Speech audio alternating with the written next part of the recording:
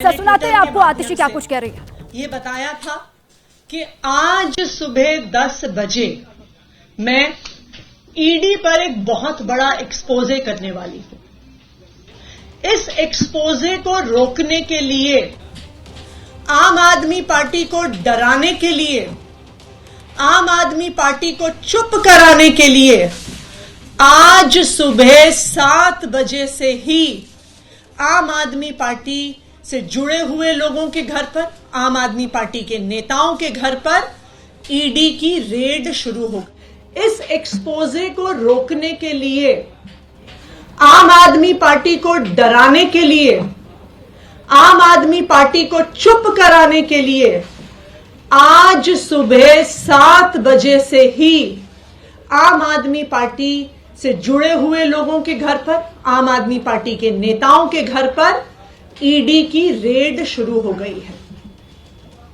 हमारे सांसद और आम आदमी पार्टी के ट्रेजरर एनडी गुप्ता जी के घर पे रेड हो रही है। ऐसा सुनने में आ रहा है कि उनके पीए के घर पे रेड हो रही है। मुख्यमंत्री अरविंद केजरीवाल जी के पीए के घर पे रेड हो रही है। और अभी खबरें आ रही हैं कि शायद आज दिन भर में आम आदमी पार्टी के कई और नेताओं के घर पर ईडी रेड करने वाली है। यह क्या प्रयास है ईडी का? यह क्या प्रयास है भारतीय जनता पार्टी शासित केंद्र सरकार का कि वो अपनी एजेंसीज के माध्यम से आम आदमी पार्टी को डराने की कोशिश कर रही है, धमकाने की कोशिश कर रही है और हमारी बात को दबाने की कोशिश कर रही है। मैं प्रधानमंत्री नरेंद्र मोदी जी को, भारतीय जनता पार्टी को और उनकी एजेंसियों को जो ईडी और सीबीआई हैं, ये बताना चाहती हूं कि आम आदमी पार्टी आपकी धमकियों से डरने वाली नहीं है। पिछले 2 साल से इसी तरह आम आदमी पार्टी के नेताओं को डराया धमकाया जा रहा है। इस तथाकथित शराब घोटाले के नाम पर कभी किसी के घर छापा पड़ता है, कभी किसी और के घर छापा पड़ता है, कभी किसी को समन आता है, कभी किसी को गिरफ्तार किया जाता है। लेकिन इस 2 साल के इन्वेस्टिगेशन में अभी तक ईडी को कुछ नहीं मिला है। किसी भी क्रिमिनल इन्वेस्टिगेशन में 3 चीजें महत्वपूर्ण होती हैं। सबसे पहले रिकवरी ऑफ मनी, जिसकी लॉन्ड्रिंग हुई है। ED prevention of money laundering act के तहत केस करता है तो सबसे पहली और सबसे जरूरी चीज है कि ईडी को रिकवरी ऑफ मनी करनी पड़ेगी। लेकिन 2 साल में सैकड़ों रेड के बाद भी 1 रुपए की भी रिकवरी ईडी नहीं कर पाई है। किसी भी केस में दूसरी महत्वपूर्ण चीज होती है सबूत। लेकिन 2 साल के बाद भी कोई भी पुख्ता सबूत ईडी को नहीं मिला है और ये कोर्ट ने भी बार बार पूछा है कि सबूत सामने रखिए। किसी भी केस में तीसरी महत्वपूर्ण चीजें होती हैं स्टेटमेंट्स, यानी कि गवाही।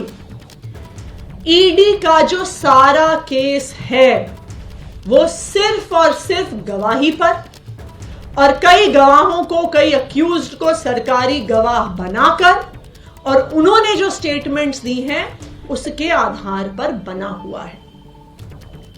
और आज जो मैं खुलासा करने जा रही हूं वो आपको यह दिखा देगा कि ये सारी स्टेटमेंट्स फर्जी हैं, कि ईडी ने सारी स्टेटमेंट्स में फर्जीवाड़ा किया हुआ है। जैसा कि आपको पता है कि जब कई ऐसी स्टेटमेंट्स किसी अक्यूज से, किसी सरकारी गवाह से, किसी विटनेस से ली गई, उसके बाद कई विटनेस सामने आए और उन्होंने ये कहा कि उनसे स्टेटमेंट दबाव पूर्वक डलवाया गया, लिखवाया गया। एक विटनेस ने कहा कि उन्होंने, ईडी वालों ने इतनी जोर की थप्पड़ मारा कान पे कि कान की पट्टी फट गई। इस वजह से इस दबाव में उन्होंने स्टेटमेंट दिया। एक विटनेस ने कहा कि उनको यह कहा गया कि अगर आप नेताओं के खिलाफ बयान नहीं दिया तो तो हम देखेंगे कि तुम्हारी बेटी कॉलेज कैसे जाती है। एक और विटनेस को डराया गया, उसको कहा कि तेरी बीवी को अरेस्ट कर लेंगे, तेरी बीवी को जेल के अंदर डाल लेंगे अगर तुमने आम आदमी पार्टी के नेताओं के खिलाफ स्टेटमेंट नहीं दिया। तो बार बार बार बार अलग अलग लोगों को डरा के धमका के गलत स्टेटमेंट साइन कराए गए। अब कैसे पता चलेगा कि जो स्टेटमेंट ईडी ने कोर्ट में सबमिट करी है क्या वो सही थी स्टेटमेंट? क्या गवाह ने कुछ और कहा था? क्या वो डरा धमका के ली गई है? इस देश में पुलिस के द्वारा, इन्वेस्टिगेटिंग एजेंसीज के द्वारा इस प्रकार का डराना धमकाना रोकने के लिए 2020 में सुप्रीम कोर्ट ने एक ऑर्डर दिया था। ये एक बहुत फेमस ऑर्डर है, Paramvir Singh Saini versus Baljit Singh and others. 2020 का सुप्रीम कोर्ट का ये ऑर्डर है और इस ऑर्डर के तहत किसी भी इन्वेस्टिगेटिंग एजेंसी को अपनी इंटेरोगेशन सीसीटीवी कैमरा की निगरानी में करनी होती है। इस जजमेंट के तहत यह बहुत स्पष्ट तौर से लिखा है कि यह जजमेंट ईडी पर भी लागू होता है। ना सिर्फ इतना, इस ऑर्डर में यह भी साफ तौर पर लिखा है कि सीसीटीवी कैमरा की फुटेज सिर्फ वीडियो फुटेज नहीं हो सकती है। इसमें लिखा है CCTV cameras that have to be installed must necessarily consist of audio as well as video footage. यह सुप्रीम कोर्ट का आदेश है। क्यों? क्योंकि अगर ऑडियो और वीडियो फुटेज नहीं होगी तो यह सबूत नहीं बचेगा कि क्या किसी विटनेस को डराया गया, क्या किसी विटनेस को धमकाया गया। जो विटनेस ने बोला और जो कागज में लिखा गया, क्या वो एक ही चीज है या वो अलग अलग चीज है। इसीलिए सुप्रीम कोर्ट ने यह आदेश दिया।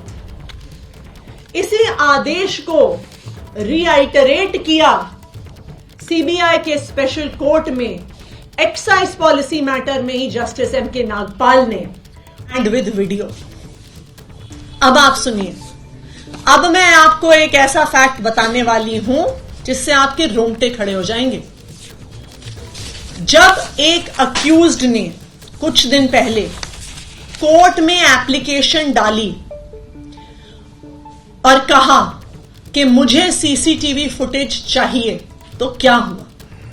उन्होंने एप्लीकेशन क्यों डाली? क्योंकि उनका, जो ये अक्यूज्ड थे, एक सरकारी गवाह से ईडी में आमना सामना करवाया गया।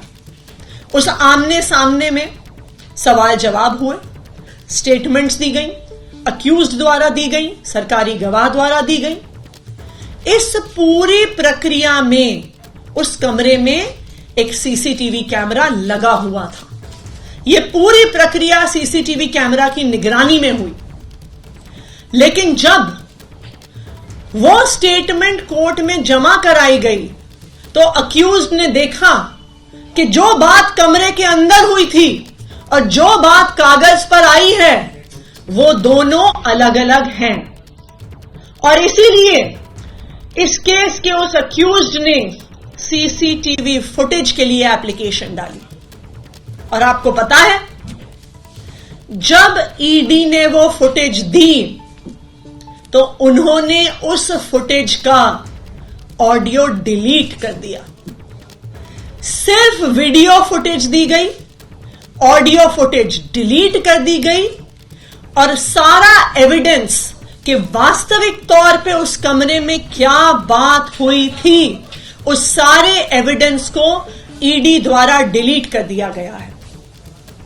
और ना सिर्फ उस एक मैटर में, आम आदमी पार्टी के पास विश्वसनीय सूत्रों से यह खबर है कि जब से ये एक्साइज पॉलिसी का इन्वेस्टिगेशन शुरू हुआ है, पिछले 1.5 साल की सारी इंटेरोगेशन, सारे सवाल जवाब जो हुए हैं ईडी में, सबकी ऑडियो फुटेज को डिलीट कर दिया गया है इन्फोर्समेंट डायरेक्टोरेट द्वारा, ईडी द्वारा।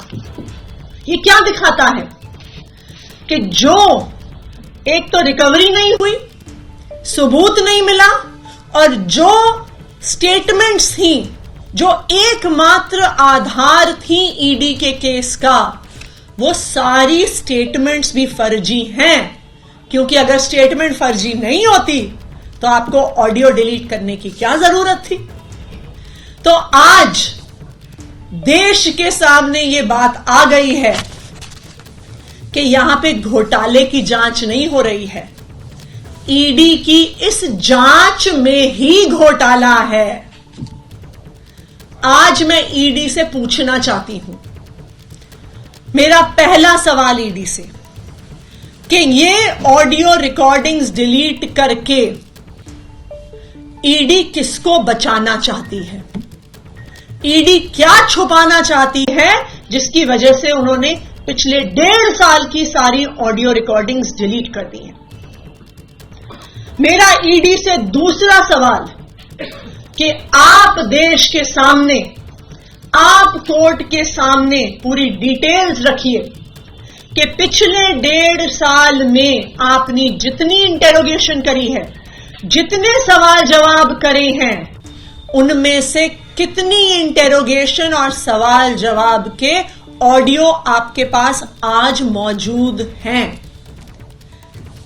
अगर ईडी ऑडियो रिकॉर्डिंग्स कोर्ट के सामने, देश के सामने नहीं रख पाती है, तो इस इन्वेस्टिगेशन का सारा दूध का दूध, पानी का पानी हो गया कि ना पैसे की रिकवरी, ना सबूत, और ना ही स्टेटमेंट्स का कोई भी सबूत कि वास्तविक तौर पे विटनेसेस ने क्या कहा है। तो आज मैं ईडी को चैलेंज कर रही हूं, और इसी चैलेंज को हमने कोर्ट में भी रखा है सामने। हमने कल सीबीआई के और ईडी के स्पेशल कोर्ट में राउज एवेन्यू में एप्लीकेशन फाइल करी है, और हमने सारी की सारी वीडियो रिकॉर्डिंग्स और ऑडियो रिकॉर्डिंग्स की डिमांड करी है। और मैं ईडी को चैलेंज कर रही हूं कि ये ऑडियो रिकॉर्डिंग्स देश के सामने रखें।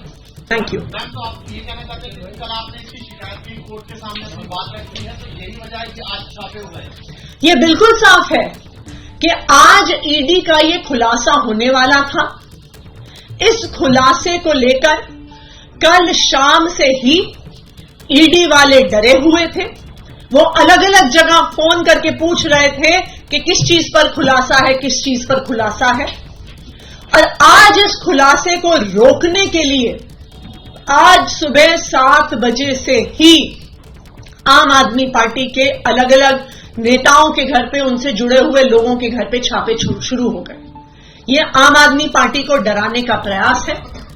वरना आप ये तो छोड़िए कि आम आदमी पार्टी के ट्रेजरर के घर पे रेड हो रही है, उनके पीए के घर पे रेड हो रही है, मुख्यमंत्री के पीए के घर पे रेड हो रही है। तो ये बिल्कुल साफ है कि एजेंसीज को सिर्फ डराने और धमकाने के लिए इस्तेमाल किया जा रहा है। नाम बताते हैं कि किसने ये ऑडियो वो मांगी थी और फिर ऑडियो नहीं मिली है, क्योंकि अभी एक वीडियो आया था जिसमें संजय सिंह ये कहते हुए दिख रहे थे। ये एक केस में अक्यूज है, वो डिटेल्स हम आपको प्रोवाइड कर देंगे। जिन्होंने एप्लीकेशन डाली थी, जब उनको पता चला कि आमने सामने का जो स्टेटमेंट है वो एक्चुअली वहां की बातचीत से अलग था। कल जो एप्लीकेशन डाली है वो इसलिए देश की वीडियो आया था जिसमें संजय सिंह ये कहते हुए दिख रहे थे। ये एक केस में अक्यूज है, वो डिटेल्स हम आपको प्रोवाइड कर देंगे। जिन्होंने एप्लीकेशन डाली थी, जब उनको पता चला कि आमने सामने का जो स्टेटमेंट है वो एक्चुअली वहां की बातचीत से अलग था। कल जो एप्लीकेशन डाली है वो हमारी पार्टी के जो अक्यूज्ड हैं इस केस में, उनकी तरफ से डली है, और उसमें हमने ईडी से सारी वीडियो रिकॉर्डिंग्स और सारी ऑडियो रिकॉर्डिंग्स मांगी हैं। और अगर ईडी ऑडियो रिकॉर्डिंग्स नहीं दे पाती है तो फिर इस सारे केस के दूध का दूध और पानी का पानी हो जाएगा कि ना रिकवरी, ना सबूत, और ना ही स्टेटमेंट्स की ऑडियो रिकॉर्डिंग ईडी के पास है। You have come across one such case, or there are multiple cases where audio recording available? एक केस में यह साबित हो गया है कि ऑडियो डिलीट हो गया है और हमें विश्वसनीय सूत्रों से यह पता है कि सारे इंटेरोगेशंस का ऑडियो डिलीट कर दिया गया है ईडी के द्वारा। लेकिन अभी बिल्कुल सच सामने आ जाएगा। जो हमने एप्लीकेशन फाइल करी है उसमें देखते हैं, अगर ईडी ऑडियो नहीं दे पाती है तो यह बिल्कुल साफ है कि स्टेटमेंट्स का भी उनके पास कोई आधार नहीं। Thank you.